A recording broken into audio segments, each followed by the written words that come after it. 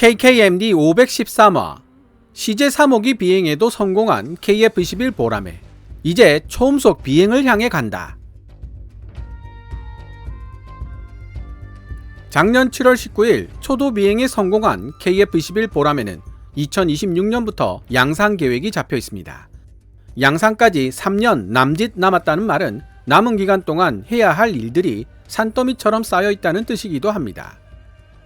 안정성과 신뢰성을 담보할 수 있어야 비로소 양산 단계로 넘어갈 수 있기 때문이죠. 음속을 넘어 비행할 때에 KF-21의 주요 장치들이 정상적인 기능을 하는지, 무장을 장착시켜 제대로 운용할 수 있는지 여부를 확인하는 작업 등이 그런 산더미처럼 쌓여있는 일들의 일부입니다. 이러한 여러가지 테스트를 한 대의 시제기로 시행하는 경우와 6대의 시제기로 나누어서 전담 시행하는 경우, 시간 단축과 테스트의 효율성이라는 측면에서 어느 쪽이 더 우수할지는 불을 보듯 명확한 일입니다. 해외 매체 유라시안 타임즈는 기사를 통해 CJ-1호기는 속도 테스트에 사용되었고 CJ-2호기는 보라매가 구조적으로 버틸 수 있는 하중을 분석하기 위해 사용되었다고 전달하고 있습니다. 얼마 전 첫 비행에 성공한 KF-21 보라매 CJ-3호기는 전투기의 속도와 무장 탑재력을 테스트하는 데 필요한 기술들을 탑재하고 있는 것으로 알려지고 있는데요. 2023년 1월 중으로 KF-21 보라매의 초음속 통과 테스트가 시행될 것으로 예상되고 있습니다. 문득 일부 시청자들이 시제기 초도 비행 전에는 공중에 뜨면 그때 이야기하자, 초도 비행 성공 이후에는 초음속 비행에 성공하면 그때 이야기하자 고 말하던 장면들이 떠오르는데요. 아마 CJ-3호기가 초음속 비행에 성공하면, 무장 탑재에 성공하면 그때 이야기하자는 반응을 볼 수 있을 것 같습니다. KF-21 시제기들이 테스트 비행에서 보여주고 있는 성능들은 항공기 생산 역사가 짧은 나라인 대한민국으로서는 괄목할 만한 성과를 보여주고 있다고 유라시안 타임즈는 기술하고 있습니다. 만약 KF-21 보라매가 초음속 테스트를 무사히 통과한다면 전 세계에서 주목받고 있는 대한민국의 첨단 4.5세대 전투기 개발 노력에 중요한 진전이 이루어지고 있다는 사실을 다시 한번 시사하게 될 것이라고도 지적하고 있죠. 최근 제가 생각하고 있는 기획 시리즈가 있는데요. 3-4년 전 당시 KFX였던 KF-21 보라매에 대해 부정적으로 분석해 놓았던 외신 기사들을 오늘의 관점에서 다시 토파보는 영상들을 만들어 보는 것도 재미있고 유익하겠다는 생각을 하고 있습니다. 그럼 유라시안 타임즈가 2023년 1월 6일에 게재한 기사 South Korea successfully conducts maiden flight of third KF-21 fighter jet prototype, now aims to go supersonic. KF-21 CJ-3호기 초도 비행을 멋지게 성공시킨 대한민국, 이제 초음속 비행을 향해 나아가다를 번역해 보도록 하겠습니다. 기사 원문은 노란색 글자로 표시됩니다.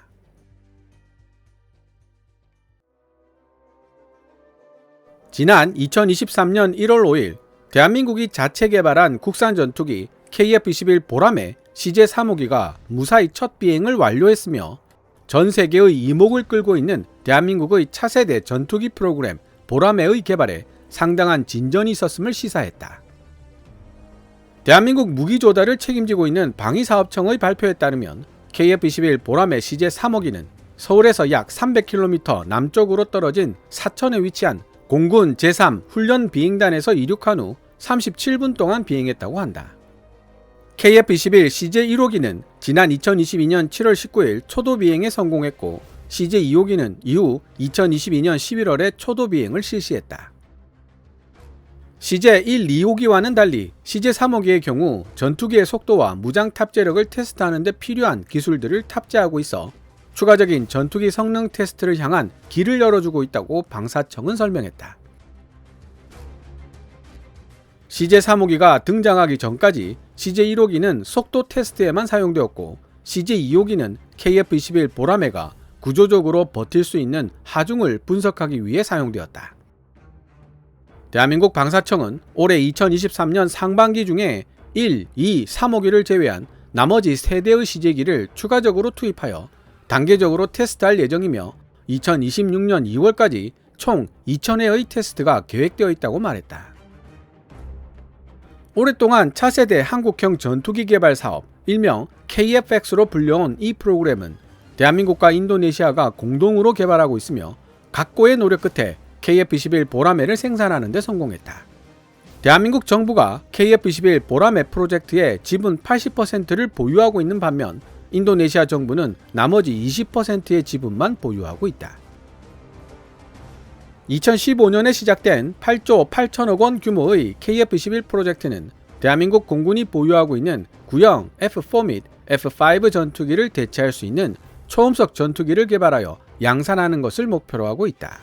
이 4.5세대 전투기는 3년 뒤인 2026년부터 양산 단계에 들어가게 되며 대한민국 공군은 2032년까지 120대의 KF-21 전투기를 조달할 계획이다. 앞서 대한민국 방위사업청은 KF-21 보라매가 한국 현지 기술을 투입하여 생산한 최초의 전투기라는 사실을 강조하며 대한민국의 독자적인 전투기 개발 능력 및 생산 능력을 입증한 바 있다.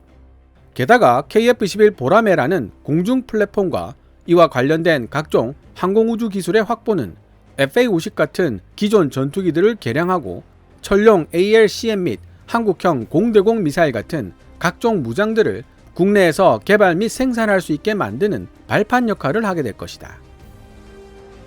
비록 KF-21에 들어가는 부품의 65%만이 대한민국에서 만들어지고 있지만 KF-21 시제기들이 테스트 비행에서 보여주고 있는 성능들은 항공기 생산 역사가 짧은 나라인 대한민국으로서는 괄목할 만한 성과를 보여주고 있다.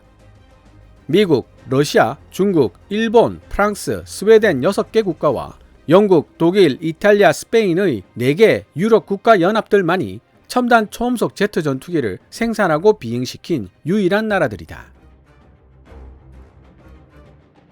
인도 역시 테자스 경전투기를 생산하고 비행시킨 나라이지만 이 기사에서 언급되고 있는 첨단 초음속 제트 전투기들은 훈련기나 훈련기에서 파생된 경전투기를 제외한 4.5세대 전투기들을 지칭하고 있는 것으로 판단됩니다. 스웨덴의 사브 그리펜의 경우 개량 버전인 그리펜 E는 본격적인 멀티롤 4.5세대 전투기로 분류하기에 충분한 능력을 지니고 있습니다. 하지만 FA-50이나 테자스 모두 경전투기로 분류되며 본격적인 4.5세대 전투기로 분류하기엔 무리가 따른다는 공통점을 지니고 있죠. 아마 그런 이유로 인도는 빠져 있는 것으로 보입니다.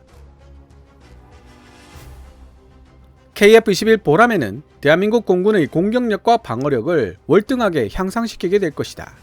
노후화가 심각하게 진행된 북한 공군 기체들의 열악한 상태를 고려해 본다면 KF-21 보라매의 성능은 오히려 지나치게 높을 정도다. 앞으로 대한민국 공군은 적의 영공으로 은밀하게 침입하여 타격 작전을 펼치는 F-35의 제공권 장악 작전에 적합한 KF-21을 보완하여 운용하게 된다. 군사 전문가들은 F-35가 지상 공격에 보다 적합하게 설계되어 있는 반면 KF-21은 공대공 임무를 위해 설계되었다는 점을 들어 KF-21로 F-35를 보완하는 체계가 F-35의 성능과 잠재력을 더 많이 끌어낼 수 있을 것으로 믿고 있다. KF-21 보라매의 초음속 비행 달성을 노리는 대한민국. 1월 5일 현지 언론 연합뉴스에 따르면 대한민국 정부는 기상 조건이 허락한다면 이달 안으로 국산 전투기 KF-21의 초음속 테스트를 실시하는 것을 목표로 하고 있다. 만약 KF-21 보라매가 이 초음속 테스트를 무사히 통과한다면 전 세계에서 주목받고 있는 대한민국의 첨단 4.5세대 전투기 개발 노력에 중요한 진전이 이루어지고 있다는 사실을 다시 한번 시사하게 될 것이다. KF-21 보라매 개발을 주도하고 있는 제작업체 한국항공우주산업 카이에게 있어 초음속 비행 성능을 성취해낸다는 것은 지금까지 투입했던 개발 노력을 긍정적으로 평가받을 수 있게 된다는 점에서 매우 중요한 의미를 지닌다. 초음속 통과 테스트는 또한 항공전자장비 같은 중요한 장치들이 비행 속도에 관계없이 제대로 작동하는지를 확인하기 위해서도 반드시 필요한 절차다. 한국항공우주산업 카이는 2023년 1월 중에 초음속 통과 테스트를 시작할 계획이다. 그러나 한 소식통은 연합뉴스에게 해당 테스트가 기상 조건 때문에 연기될 가능성도 배제할 수 없기 때문에 정확한 날짜는 공개하기 어렵다고 말했다. 첨단 4.5세대 전투기 KF-21 보라매의 개발은 북한과 대한민국 사이의 긴장이 역대 최고 수준에 도달한 시기에 이루어졌다. 지난 12월 26일 북한 정권은 남북을 가르고 있는 군사 분계선을 가로질러 5대의 무인 드론을 발사시켰다. 2023년 1월 5일 이름을 밝히지 않은 한 군 관계자는 지난달 서울에 위치한 대통령 집무실 주변에 설정된 반경 3.7km의 비행 금지 구역이 짧은 시간이었지만 북한 무인기에 의해 침범당한 적이 있다고 밝혔다. 한편 대한민국 군 당국은 목요일 오후 적의 소형 무인 드론이 침투해오는 시나리오 아래 실사격 대공방어 훈련을 실시했다. 해당 대공방어 훈련에는 KA-1 경공격기와 드론 방해 전파 발신기를 소지한 인력이 탑승한 500MD 헬기 등 50여 대의 군용기가 참가했다. 대한민국 군은 북한의 무인기 침입이 있은 후 며칠 뒤인 12월 29일 실사격 없는 대무인 드론 훈련을 실시했다. 이번 북한 무인 드론 침입 사건은 소형 무인 드론을 탐지 및 추적하고 격추할 수 있는 능력이라는 측면에서 대한민국의 부족함을 여실히 드러냈다. 대한민국 국방부에 따르면 북한 무인기는 특히 비행 속도와 높이를 갑자기 바꾸는 등 부적절한 궤도로 비행했다고 한다. 지금까지 유라시안 타임즈가 2023년 1월 6일에 게재한 기사 South Korea successfully conducts maiden flight of third KF-21 fighter jet prototype, now aims to go supersonic을 번역해 보았습니다. KF-21 보라매의 개발 과정에 매우 깊은 관심을 보이며 일거수일투족을 보도하고 있는 유라시안 타임즈인데요. 태자스로 FA-50에 대한 치열한 경쟁심을 드러내고 있는 인도계 언론이라는 점에서 KF-21에 대한 높은 관심은 충분히 이해가 가는 면이 있습니다. 덕분에 KF-21을 보다 중립적인 관점에서 볼 수 있는 기회를 제공해주고 있기도 하고요. 다만 기사 마무리 부분에서 KF-21과는 별 관계 없는 북한 무인 드론 이야기를 꺼내는 부분에서는 실소를 금할 수 없었습니다. 북한 덕분에 무인 드론 분야에서도 대한민국이 세계 최고 수준의 기술력을 갖추게 되지 않을까 예상해봅니다. 따지고 보면 K9 썬더나 K2 흑표 그리고 KF-21이 탄생할 수 있었던 직접적인 계기는 북한이 준 것이나 마찬가지이기 때문입니다. 물론 개인적으로는 이번 사건이 타성에 젖어 있었던 일부 군 고위급 인사들에게 경종이 되었기를 바라는 마음도 한구석에 지니고 있습니다.